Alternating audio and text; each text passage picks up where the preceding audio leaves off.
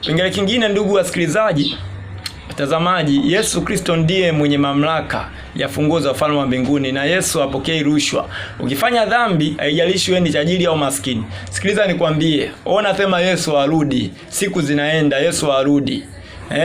Unasema Yesu alisema, hajataja siku, hajataja saa. Alisema tujiandae muda wote. Kwa hiyo nikushauri usijisahau.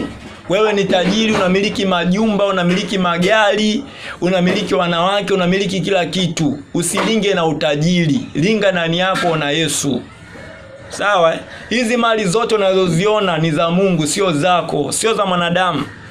Sikiliza nikwambie, majumba, magari, sijui nini, vyote tulivikuta ni vya Mungu. Sijui watoto ni wa Mungu, sio wako. Bwana Yesu Kristo sana. Kwa hiyo huu ni muda ambao wa kujiandaa. Yesu anakaribia kurudi. Alipaka akaenda mbinguni kutuandalia makao. Kwa hiyo kama unafanya dhambi chafu, acha.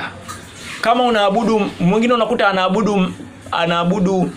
anaabudu gari yake, anaabudu nyumba yake, anaabudu msichana wake, anaabudu vitu vya kidunia, anaabudu simu, anaabudu mitandao, anaabudu vitu ambavyo vimpendeze Mwenyezi Mungu. Acha hivyo vitu, Yesu anarudi. Ruhusu Yesu aweze kufufuka katika moyo wako. Bwana Yesu Kristo asifiwe sana.